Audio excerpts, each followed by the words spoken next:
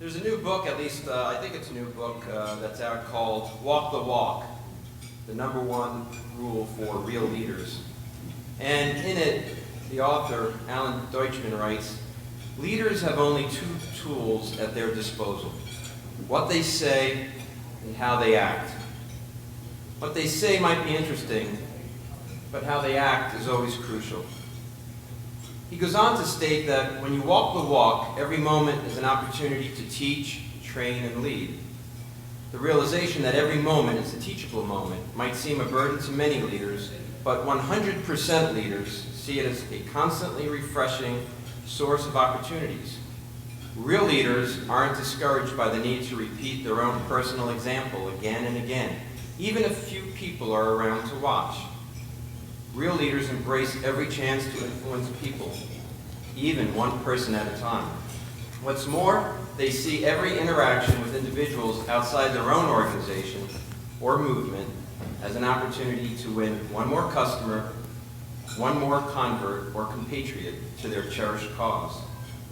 Finally, the author of this book observes, leaders must have confidence that a seemingly endless number of small steps will take them to their ultimate destination.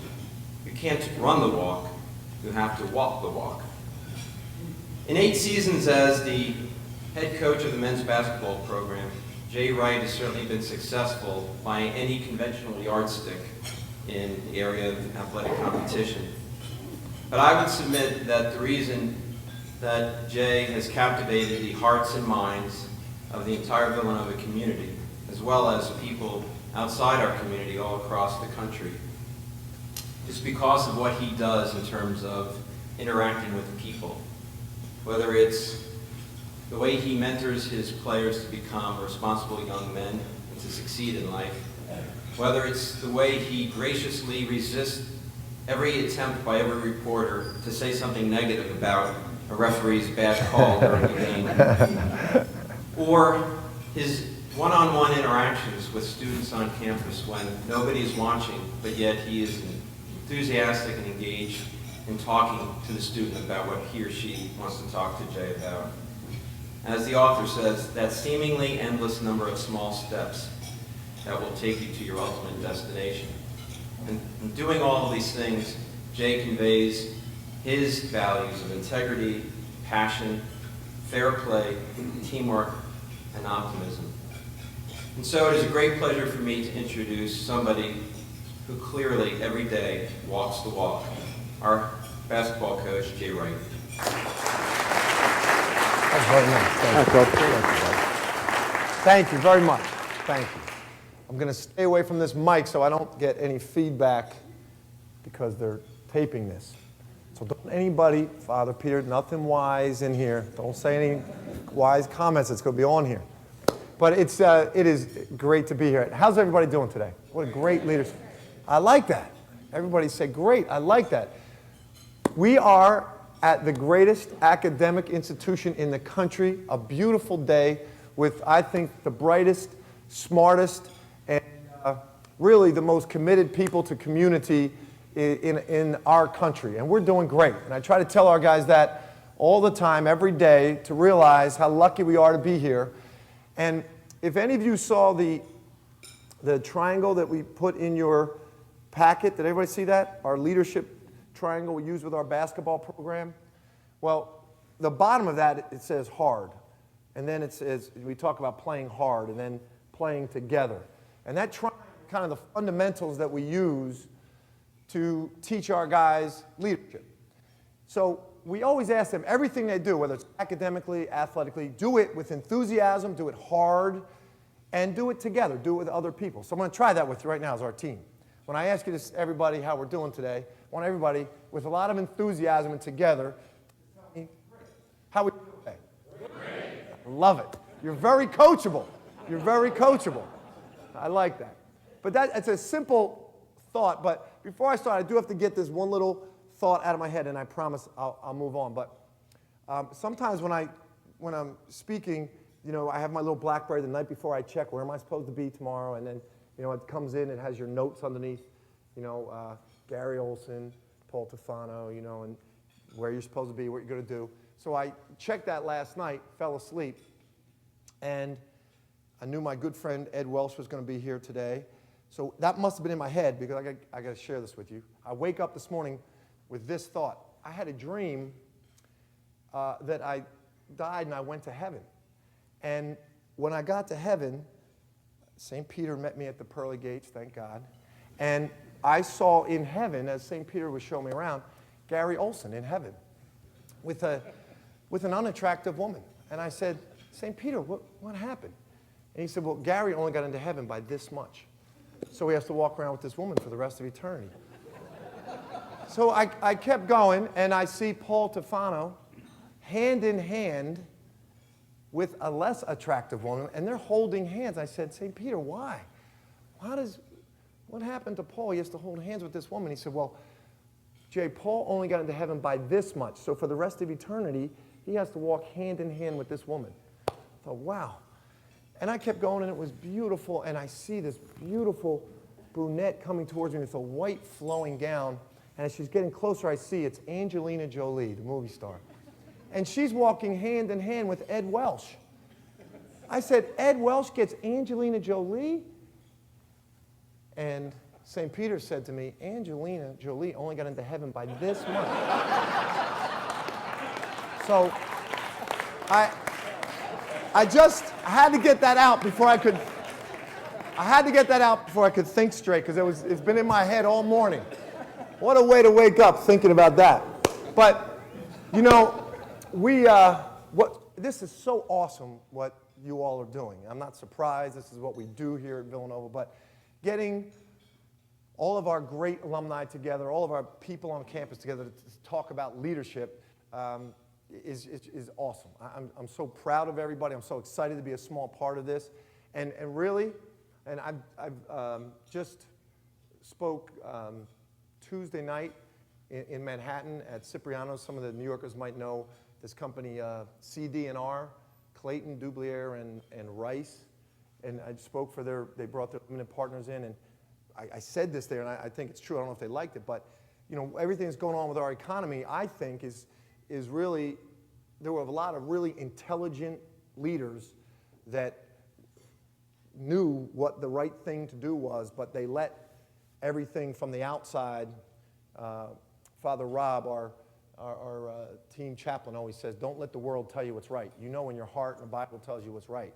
I think there was a lot of intelligent people that knew what the right thing to do was, but on the outside, everyone's saying spend more bonuses, and they knew what was right, and they didn't do what was right. And I think that's what we take pride in here at Villanova is leadership and trying to do the right thing and for the right reason. And what I want to share with you here, and we put this triangle in your book so you could look at this, is how we do it with our basketball program. And there's no one here that needs me to tell them how to lead, but what I could do is try to tell you what we do with the basketball program and our ideas of leadership, and you can steal your little pieces from it. The most important thing I think that we do and all of us as leaders need to do is we have to have a clear mission. And we as leaders have to be passionate about our own personal mission. We do that as a university. It's very clear, our mission. But as a basketball program and as the coach, I have to have a mission. And our mission is very, very simple. We want every young man to come in and excel as an athlete, learn to excel as a student, and learn to excel as a man that lives for others. And it's very simple. It has nothing to do with winning and losing. And last season, going to the Final Four was, for the outside, and Father Rob and I talk about this all the time, everyone looked at that as a successful season. But that really didn't mean anything to us, believe it or not. And I don't want to get fired for this, but whether we go to the Final Four or not next year, I really don't care. I care about our mission. And that's what our mission is. Everything else will take care of itself. We have in our program this past season really one of our most successful seasons. It's because of our 4 seniors. We had Dante Cunningham, who was the son of 2 military officers. And when we got him, we thought we were getting a great leader. And what we found out when he got there was we were getting a great soldier. He would do whatever we told him to do. And his whole life, he was raised by military leaders, and he was just used to being told what to do, and yes, sir, no, sir, I do. But he didn't want to talk to anybody else. He didn't want to be a leader. And he was an average student, average work ethic. Well, in the end, he turned out to be one of our greatest leaders and really an outstanding student and member of this student body. And he signed a 2-year contract with the Portland Trail Blazers to go to the NBA. So you talk about your mission and accomplishing mission there. Dwayne Anderson came in at the end of his senior year in high school at St. John's in D.C. He was not a good enough student to be admitted to Villanova. So he chose to go to a year of prep school to improve his academic standing so he could be admitted to Villanova. But that's what kind of student he was. Not a great student. Not a really motivated guy on the basketball court. Well, in 2 years here, he was the kind of guy, and we all work with people like this, that he put limits on how much effort he was going to give us. I could push him and yell at him, but in his mind, I'm going to give you this much, I'm going to be respectful, but that's all you're getting. And it's about 50% of what I have, and that's all I'm giving. And after 2 years here, I sat him down and I said, look, you're doing a great job academically. You are an outstanding representative of our program. Our goal here is for you to get your degree and be the best young man you can be. And you're doing a great job in that direction. But in terms of being the best basketball player you can be, you're not even close. And you're not committed to that. So being a part of our program is what we give you. Being a part of our program, part of our family. The ability to get on the floor and play, that's a privilege. You have to earn that. So I will never take your scholarship away. We will continue to work with you as a student, as a young man, but you're not going to play. You're going to be a part of the team, but you're not going to play because you won't give effort to excel. And I said, you could transfer if you're going to want to play somewhere, but we'd love to have you, but you're just not going to play. He chose to stay to get his degree and to become a better man, like only Villanova can do. But while he stayed, he started to figure it out athletically.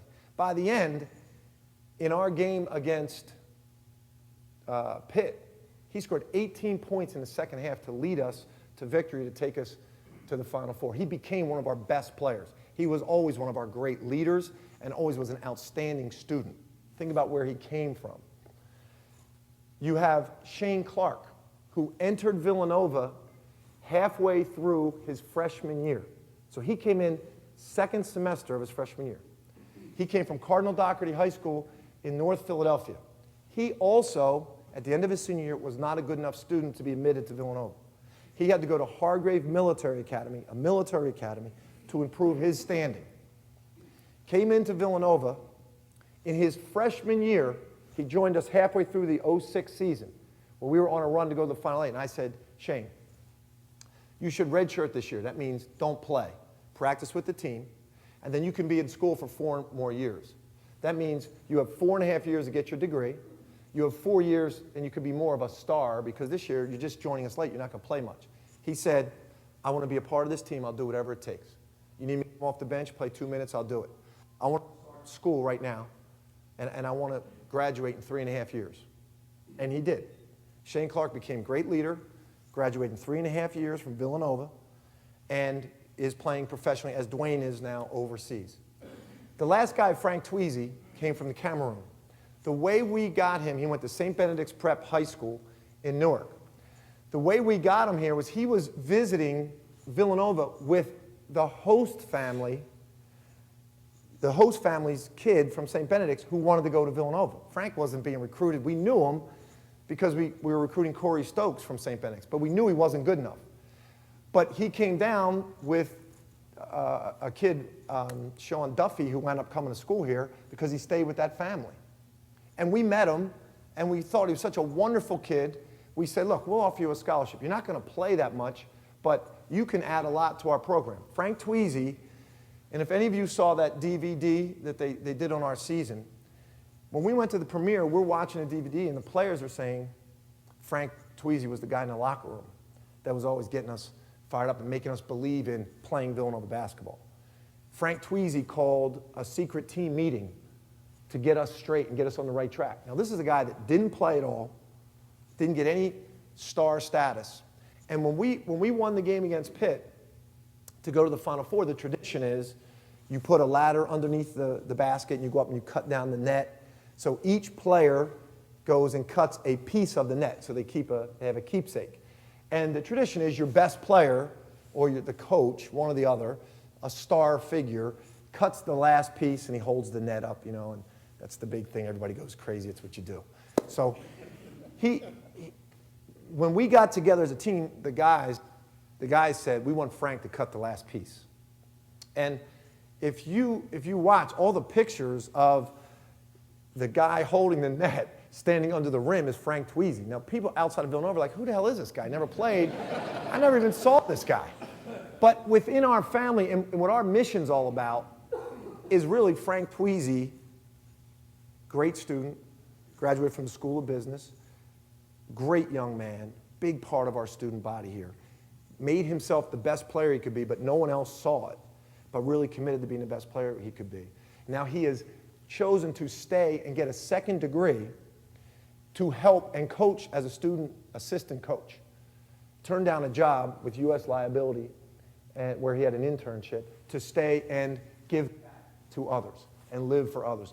So what's a better example of our mission than Frank Tweezy? That's why it was a successful year. So whatever happens this year, for us, I know a lot of people, if we don't win the Final, go to the Final Four, maybe win the Final Four, are going to be disappointed. I know that. But honestly, with our guys and within our family, we don't talk about that at all.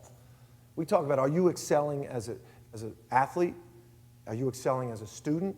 Are you committing to excellence as a young man? That's the mission. That's what we have to stay true to. And I think as leaders, that's our goal. And the way we do that is that triangle you have. Like we try to show our guys the most important thing, and I think for young people, to respect hard work. That, you know, society we live in, they look at people and say, especially you, I have to explain this to them all the time. They meet our alumni. You know, they see Peter Fong come in, you know, he's big executive, and they think, well, he came from a lot of money, he went to Villanova, that just happens. You know, they have to understand, if you look at anybody that's in a position of success, they worked hard to get there. You got to understand the value of hard work. That's why the bottom part of that triangle is hard. We tell them, play hard. Everything you do in life, you have to give great effort. And nothing really matters if you don't do that.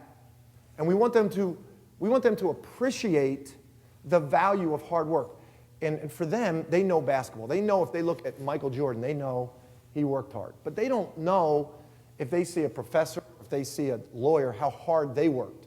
I use this example for myself. When we lived in Rockville Center, Long Island, we could get into Manhattan easily to see plays. And I don't know if Father knows, but I like going to a play, but it's not a big thing for me. But my wife likes it. I feel the same thing about yours. So my wife had a friend whose husband played in the orchestra. We went to see Les Miserables, and he was a violinist. He's in the orchestra, and we were sitting close, and I could watch him. I'm watching this guy, and I can tell, man, this guy's really good. And afterwards, we went backstage, and he was sitting on a chair. He had the violin between his leg, and there was another guy came up, and he must have known him or something. He said, Joe, I would give my life to play the violin like that. And he had the violin between his legs, and he just looked up, he said, I did. And it's interesting, I wouldn't know what that takes. I have no idea what a violinist does to be that good. But we do have to understand that anybody that is in that position, we have to make the people that work for us and that are a part of us understand the basis of everything is effort and hard work. Then you can get to that next step of the triangle where we move up is togetherness. And to be together, everyone's got to be working hard. You've got to trust everybody around you, that everybody's committed, working hard, or you don't have any together. Any organization. On our team, we tell our guys, when we're on the court, you got to trust everybody's giving 100% effort. You prove that by what you do every day in practice, not by how you come to a game. So that you get into a game, we trust each other. We believe in each other. We inspire each other when there's no question of anybody's commitment or effort. And to inspire other people, you have to understand that you need other people. And what you do with other people is most important. And we got to teach our people that it's more important than you just giving effort, but recognizing others when they're giving effort. We use the word breakthrough. So if Corey Stokes on our team is a great shooter. If he makes shots or if he comes in and shoots extra, it's not a big deal for him. That's easy for him. Kyle Lowry, when he came in, he couldn't shoot. So he didn't like to come in and practice shooting because he wasn't good at it. So when Kyle would give the effort to do things that he wasn't good at, and he would step out of his comfort zone, the guys that were good at that, like Corey Stokes, would say to him, hey, I see what you're doing here. I appreciate that you're trying to work on something that's a weakness, something that's difficult for you. And that's the togetherness you build, is learning to inspire each other, trust each other, and really know that you need each other. And that gets you to the next part of the triangle, which is smart. So everybody's working hard and together. Now we can start to be smart about what we do. We can be creative. We can step out of our comfort zone because we trust everyone around us. Everyone's giving great effort around us. We're not afraid to step out and make a mistake because we've got that trust of togetherness. But you do great things when you're willing to step out of your comfort zone. And you're creative when you trust that everybody's giving effort, everybody's together, and that's where you build. Part of that is being smart about success. For us right now, we have all new challenges with the success we've had over the last few years that we didn't have. When we started, we had completely different challenges. A simple thing, like we have built our program on kids from the Northeast with a gritty, hard work attitude, and kids that recognize what Villanova is all about. That, maybe a kid that went to Rice High School in Harlem, and, maybe we had a smaller gym, but we still beat the big schools. So now I go to Villanova. Maybe we don't have the Carrier Dome, but I appreciate that. And I was always worried about kids from the Midwest and the West that go to, all they know is Illinois, Michigan, and they come to little Villanova, and they're like, what is this? I thought every school had 40,000, and they do. Some of those kids in sports think that way. So now we have these kids from Seattle and Dallas and Kansas City that are calling us. They're top players, and they want to come to Villanova. And they want to play for Villanova, but they don't know what Villanova is. They just see us on TV. They see the basketball. And so one of our challenges is, if you heard me recruit some of these kids, you would think, this guy shouldn't be working for us. He's not positive about Villanova. Because I'm trying to tell them, you have to know what this is. You have to appreciate what we're all about. You just see us on TV. Because I don't want to go out to Seattle 5 times, and this kid then finally take his visit here and go, hey, where's all the students? Where's the 20,000-seat arena? I don't get this. We have to still stay true to our mission. It's a new challenge for us. So dealing with success, if you look at most people, if you give them some adversity, most people, they'll come back, especially young people. They're resilient. Give somebody success or give somebody power, see how they handle that. That'll show you what kind of character they have. And that's kind of what we're working on that now. I'll give you a real quick story. Some of you have heard this before, but when I was at Hofstra, we didn't have a lot. We were 297 out of 302 teams. Father, I know you heard this. Don't kill me on this. And we were really bad, so no one came to our games. So I used to do these clinics in Brooklyn for kids, and I went to this big church. They had 10,000 people in the church. And I realized they have a lot of kids that have never seen a college basketball game. And we have a tiny, crappy high school gym, but nobody comes to the games. So I said to the pastor, if I keep doing these free clinics, can we bust these kids out and come to our games? That way our players will think we have a lot of people come to the game, and these kids will get to see a game. So it worked out great. So we did that over years. When I came going over, that pastor called me back. He said, will you speak at our CYO dinner? I said, yeah. I said, sure, I'll do that. So I came up, and it's kind of like this, CYO dinner, dais, kitchen back here. These kids are serving, 15, 16-year-olds are serving. They give me a baked potato and roast beef. He gives me 1 pat of butter with my baked potato. I like a lot of butter. So I asked him, excuse me, could I have another pat of butter, please? He said, 1 pat per person, sir. And he went back out, and he's doing his thing, and I'm eating, and I'm feeling good, like I came up here to do this. He comes back. I say, excuse me, could I have another pat of butter, please? He said, 1 pat per person, sir. And he went back in the kitchen. I'm eating my dry baked potato, and I'm thinking, this is crazy. So he comes back out. I say, excuse me, man, please, could I have another pat of butter? He said, 1 pat per person, sir. I said, do you know who I am? He said, no. I said, I'm the new coach of Villanova. I'm the guest speaker tonight. He said, do you know who I am? I said, I'm the guy with the pads of butter. So this is a term This is a term that I use with our guys all the time. When we feel success, and I see them feeling good. Now, all our NBA guys, I text this to them every once in a while. Stay hungry and humble. Hungry and humble. That's what we have to do right now as a team. Now, that night, I was hungry, but I was not humble.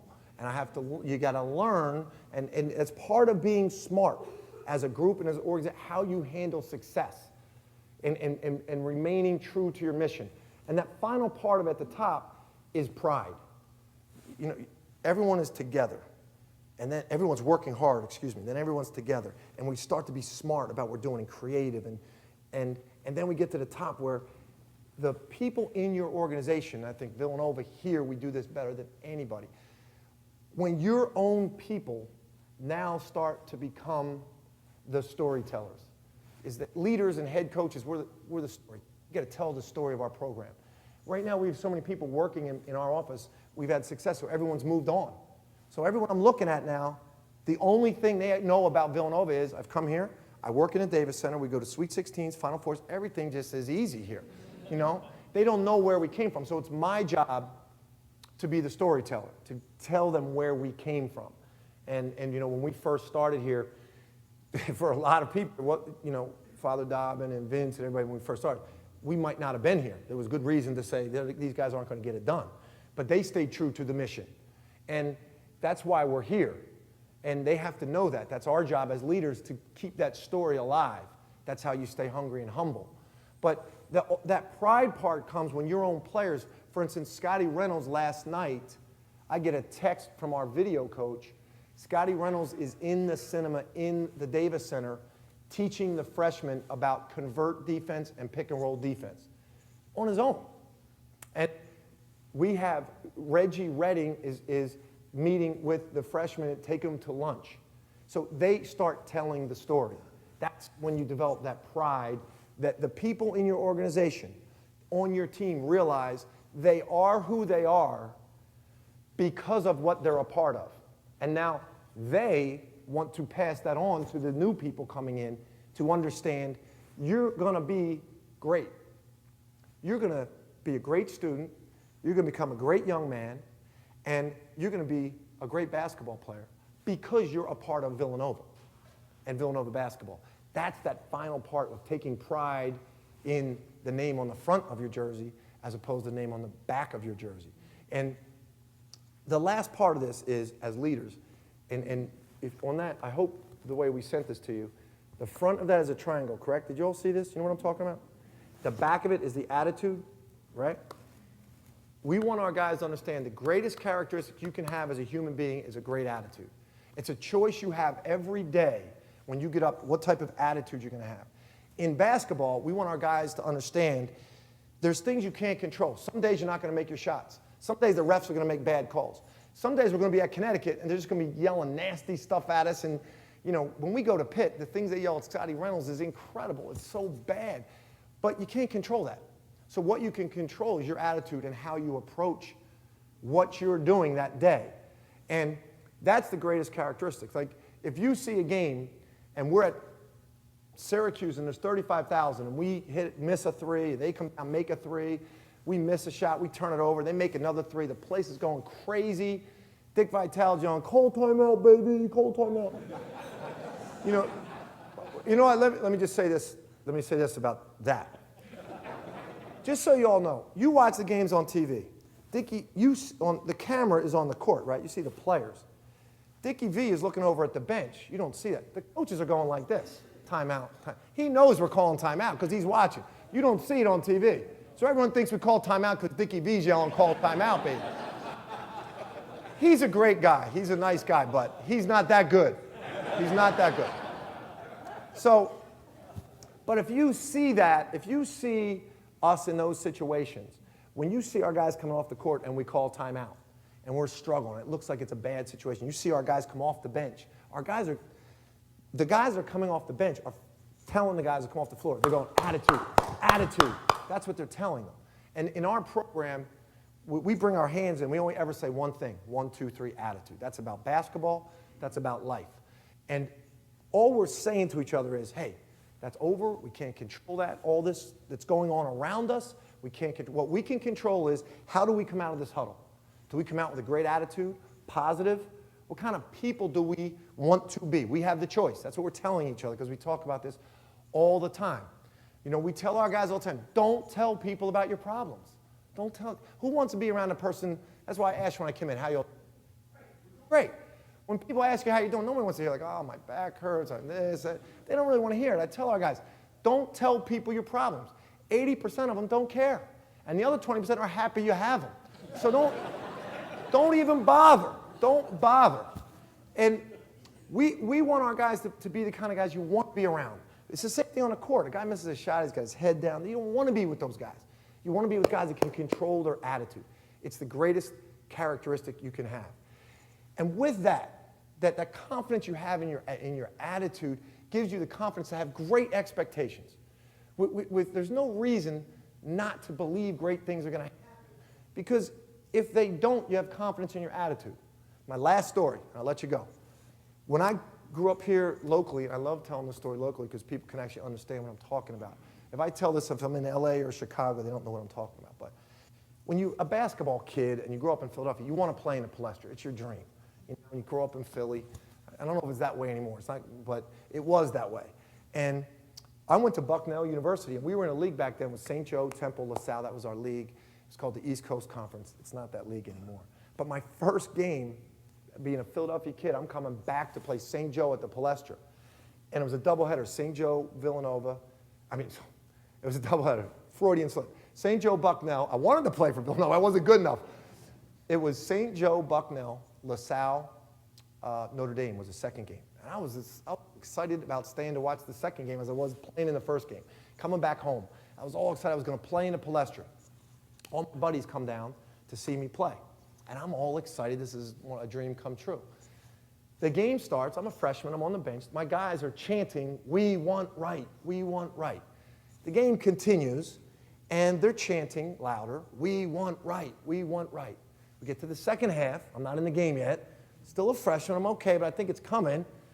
And they're getting loud. "We want Wright. We want Wright." I can see the coach looking up there. I'm thinking, this might work. And there's 3 minutes to go in the game. St. Joe is up 14. And they are loud.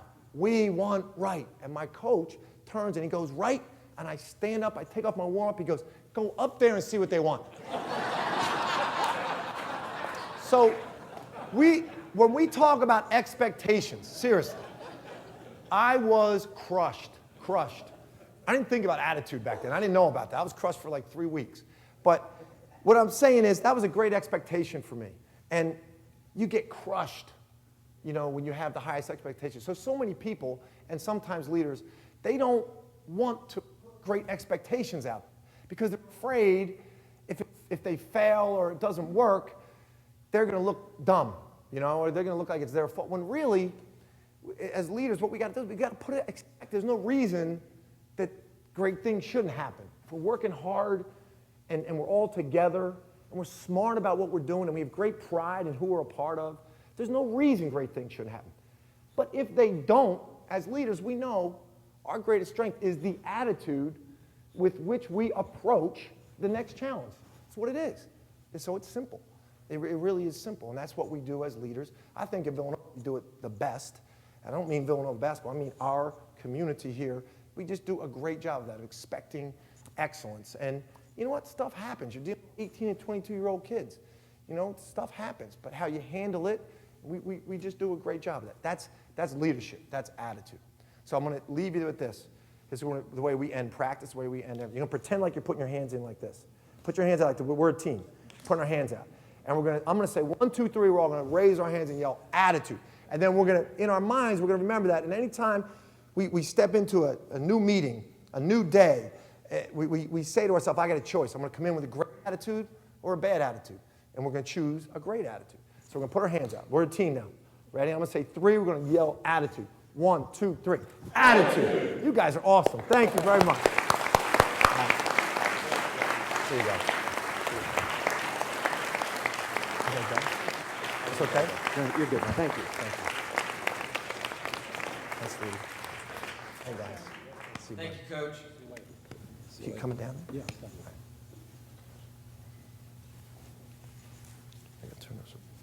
Before we close, and if you'll bear with me, because these are the types of things you want to make sure you get right when you have to acknowledge people and thank them. So I have to start at the top in terms of the ability for us as an alumni association to put on an inaugural summit on leadership. It couldn't have happened without the support and encouragement of Father Peter Donahue and Mike O'Neill. So I'd like to thank them publicly.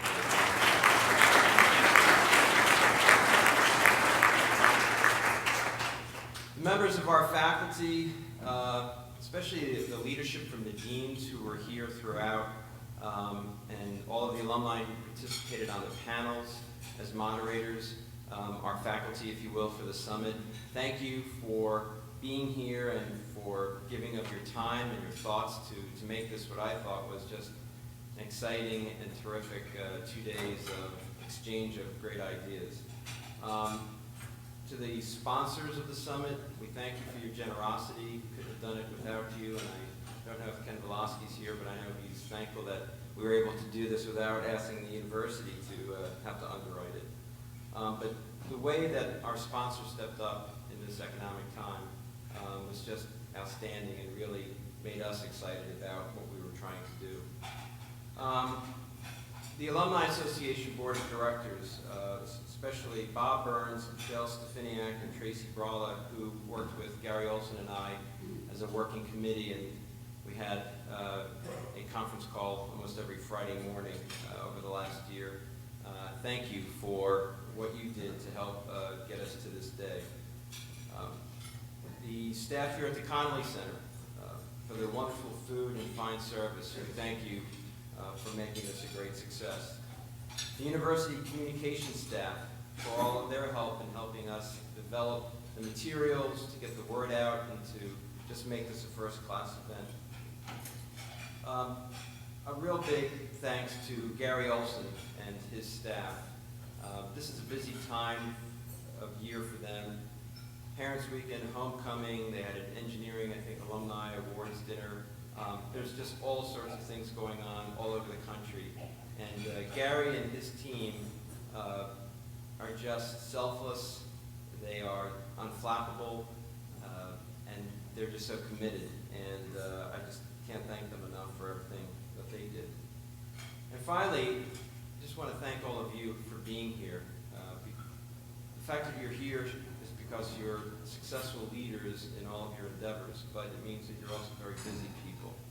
And so to take a flyer, so to speak, by coming to an inaugural summit like this, to give up 2 days of your time, I can't tell you how much it means to me and to the Alumni Association Board. It's just, we value your time, and I hope that we lived up to the promise. And so we look forward to taking the summit from here, moving forward. Some of us were talking about at lunch about maybe trying to put something together as a document, and maybe we'll follow up with you and send you a draft of a document to try to capture what we exchanged and learned here over the last 2 days, because I think it's a dialogue that we need to continue. I think that, for example, John Jones' address at lunch yesterday should be a podcast for at least a business school, if not every college within the university, and all of the different breakout sessions. And we want your feedback as we build on today and yesterday for next year and beyond. So thank you, thank you, thank you for your support, for your input, and for being here. Because sometimes the biggest thing about leadership is just showing up, and you showed up, and that's why you're great leaders. So thank you, and I hope you have a great weekend and get home safely.